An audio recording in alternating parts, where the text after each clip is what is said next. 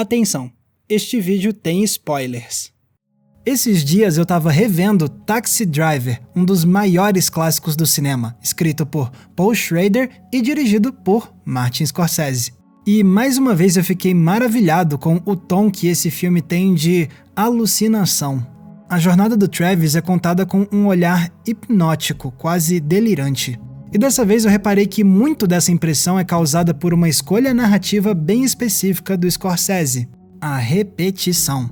Ao longo de todo o filme, o cineasta reitera diversos elementos da narrativa. Falas, objetos de cena, movimentos, planos. E se a gente destrinchar essas repetições, a gente percebe como o Scorsese usa isso para fazer a gente entrar cada vez mais na mente de um dos personagens mais fascinantes da história do cinema. Days go on and they don't end. O filme já começa usando repetição para criar o mundo em que a história se passa. Primeiro com a fala do Travis sobre o lixo das ruas, que vem num sentido literal. Thank God for the rain, which has helped wash away the garbage and the trash off the sidewalks. Logo depois, a mesma frase volta num sentido figurativo, com o Travis chamando as pessoas noturnas de lixo. Someday a real rain will come and wash all this scum off the streets. E assim, logo de cara, a gente começa a entender a forma como o Travis enxerga o mundo ao redor dele, com desprezo e com raiva. E aí, quando a gente olha para esse mundo, a gente começa a ver certas repetições. As fachadas dos bares que exibem a mesma palavra lado a lado, as embalagens idênticas de pipoca na sala de cinema, o mesmo semáforo verde que passa 3 vezes em frente aos nossos olhos, os cartazes do político Palantine pregados na parede do escritório, até mesmo o cartaz do candidato rival parece um mero repeteco do cartaz do Palantine, o que parece indicar que os dois políticos talvez não sejam tão diferentes assim. Até mesmo pequenos gestos são reiterados de forma curiosa. Eu penso, por exemplo, no gesto da arminha que o colega taxista faz pro Travis, que claramente deixa o protagonista inquieto. Aí, mais tarde, o Sports vai fazer o mesmo gesto, irritando o Travis novamente. Então todas essas repetições parecem nos passar uma mensagem, que pro Travis, tudo ao redor dele é a mesma coisa. Todos os lugares são imundos e desinteressantes. Todas as pessoas são ou desprezíveis ou ameaçadoras. E em meio a toda essa mesmice, Travis sente que só ele é diferente, só ele é único. Por isso mesmo, ele não consegue se encaixar. Beleza, em certo ponto parece que essa visão dele muda quando ele conhece a Betsy, porque ele começa achando que ela é um anjo acima dessa realidade repugnante. Mas basta ela rejeitar o Travis que logo ela é jogada no mesmo saco em que os outros, para ser detestada como o restante. I realize now how much she is just like the others, cold and distant. Mas e quando a repetição acontece na trilha sonora? A música do filme foi composta pelo lendário Bernard Herrmann, que escreveu a trilha de inúmeros clássicos, incluindo algumas das obras-primas de Alfred Hitchcock. E para Taxi Driver, o Herrmann adotou o jazz, que se destaca muito com o tema principal do filme.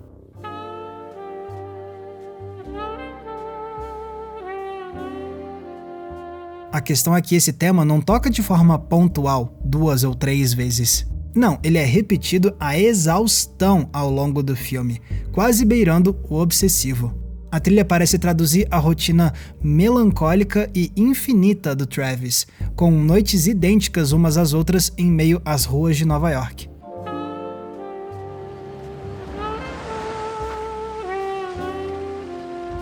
Todas as repetições que a gente viu até agora são de fatores mais externos ao Travis. Mas o protagonista também tem as próprias repetições que fazem a gente entender melhor quem ele é. Eu penso, por exemplo, no figurino dele. Quando a gente vê o Travis repetindo o mesmo blazer vermelho nos 2 encontros que ele marca com a Betsy, a gente entende como ele não tem interesse em ter mais roupas do que o necessário. É um desprendimento material que a gente já tinha notado pelos poucos pertences da casa dele, mesmo que o próprio Travis tenha confessado pra gente que ele tem ganhado bastante dinheiro como taxista. E pelo restante do filme, o Travis vai passar a maior parte do tempo vestindo a mesma jaqueta, só mudando o que fica embaixo dela. É quase um uniforme de trabalho que evolui depois para virar um traje de guerra. Sem contar que o figurino repetitivo faz muito contraste com as partes do visual do Travis que mudam muito, em especial o cabelo. De acordo com a situação, ele aparece com um penteado diferente. mais arrumadinho para os encontros com a Betsy, mais estiloso quando ele se enxerga como um cowboy, mais militar quando ele começa a se ver como um guerrilheiro solitário, até finalmente chegar na mudança mais radical quando ele adota o moicano como quem assumiu uma identidade totalmente nova. E se essas mudanças de penteado chamam a atenção, é em grande parte graças ao fato de que o restante do visual do Travis se manteve basicamente o mesmo durante o filme inteiro.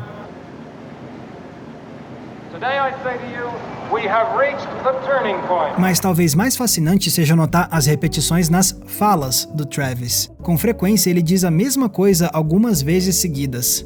A gente já viu que ele faz isso lá na abertura com aquele monólogo sobre a chuva que vai limpar as ruas. Mas em alguns outros instantes ele repete as coisas na mesma conversa. Yeah, what's your name? My name is Travis. That's nice. What can I do for you? I'd like to know what your name is. What's your name? E quando ele não tá repetindo falas, ele faz os outros se repetirem. Às vezes é porque ele não tá ouvindo o que eles têm a dizer. Travis?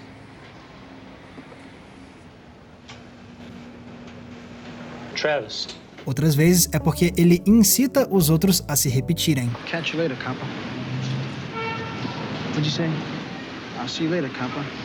Para alguns isso poderia parecer um diálogo ineficiente, entre aspas. Mas não chega a ser um problema de roteiro, porque as repetições fazem as conversas ficarem mais truncadas. É um jeito de indicar a dificuldade do Travis em se conectar com os demais, a ponto de várias interações serem angustiantes de ver. Put it down. That's right. Put it down. E é justamente a repetição que vai ressurgir naquela que é a fala mais famosa do filme inteiro.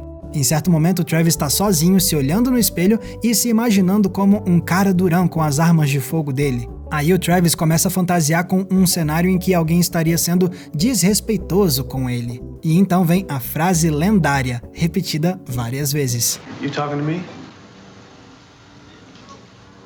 You talking to me? Talking to me? Isso aí foi um improviso do De Niro. O roteiro do Schrader só indicava que o Travis conversava com o espelho. E então o De Niro mandou essa frase aí. E se ela marca a gente é em parte por conta das várias vezes que o De Niro diz a fala, com entonações diferentes para mostrar como o Travis está se divertindo com a fantasia de cowboy dele. Well, then who the hell else are you talking? You talking to me? E logo depois disso, a gente vê uma das repetições mais fascinantes de todo o filme. Porque o Travis começa um discurso todo imponente, mas logo ele se interrompe, como se ele tivesse se atrapalhado e tenta outra vez. E a edição ressalta isso fazendo um loop do Travis se virando. Eu adoro isso porque reflete muito os conflitos internos do Travis. Ele tá lá fazendo toda uma pose de durão, mas o fato dele hesitar e recomeçar o discurso só faz ele parecer mais inseguro. A man who would not take it anymore, who would not let... Listen, you screwheads.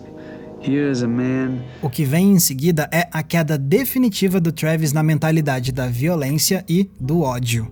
Ele acredita que vai ser capaz de assassinar o Palantine, mas até nisso ele falha. E então ele tenta compensar indo atrás da Iris. Não porque ele realmente está interessado em salvar a garota, mas sim porque ele precisa fazer algo para se sentir forte e poderoso. Aí ele sai disparando em todos os caras enquanto ele mesmo sangra do tiro que levou. E quando ele acha que é o fim da linha, ele leva a arma à cabeça e puxa o gatilho. Mas quando o disparo não acontece, o que é que ele faz? Puxa o gatilho mais 1, 2, 3, 4 vezes. E depois, quando ele cai no sofá e vê os policiais chegando, ele puxa outro gatilho, só que agora um imaginário. 1, 2, 3 vezes. A essa altura, o impulso autodestrutivo do Travis está tão forte que disparar contra ele mesmo só uma vez não é o bastante. Ele precisa infligir mais violência contra ele mesmo.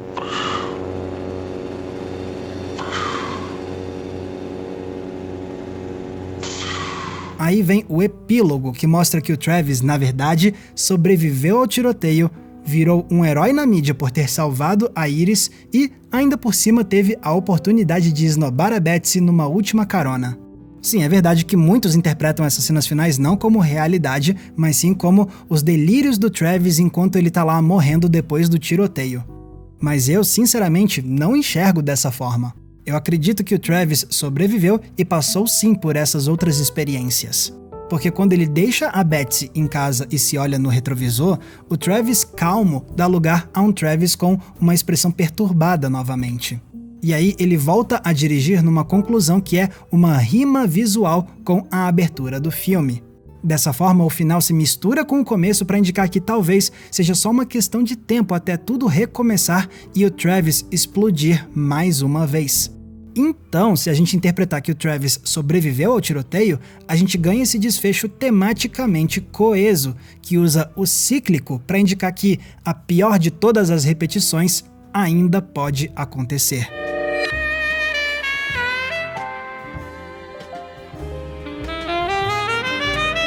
Logicamente, existem muitos outros fatores que fazem Taxi Driver ser um filme tão brilhante. Mas agora que eu notei o uso que o Scorsese faz das repetições em tantas camadas diferentes, eu aprecio ainda mais como o cineasta encontrou soluções inusitadas para a história do Travis. São escolhas sutis, mas que se acumulam ao longo do filme para fazer ele ser uma experiência verdadeiramente hipnotizante, nos colocando nos olhos desse protagonista tão difícil de entender. E aí eu fico pensando quais outros detalhes eu ainda não percebi nessa obra-prima. Com certeza ainda tem muito a ser redescoberto aqui. Então acho que o jeito vai ser continuar revisitando Taxi Driver uma e outra vez. Galera, muito obrigado por terem conferido o episódio de hoje. E se vocês querem ajudar a gente a manter o Entre Planos no ar, vocês têm algumas opções. A primeira delas é o botão de Valeu Demais, que tá aqui embaixo. Ele é tipo uma gorjeta. Você escolhe um valor e deixa um comentário que fica destacado com uma cor diferente. Mas se quiser ajudar a gente com um valor mensal, você pode entrar na nossa campanha do Apoia-se. Até porque eu produzo conteúdos exclusivos para essa galera. Tem recomendação de filme, grupo fechado, lives exclusivas e tem também o nosso Cineclube Entre Planos pra gente debater um filme por mês via videoconferência. Os detalhes da nossa campanha do Apoia-se estão no link aqui embaixo na descrição. E se quiserem me ver falando ainda mais sobre cinema na internet, vocês podem me acompanhar nas redes sociais usando esses nomes que estão aqui embaixo de mim. Mais uma vez, muito obrigado pela audiência, um abraço e até a próxima sessão.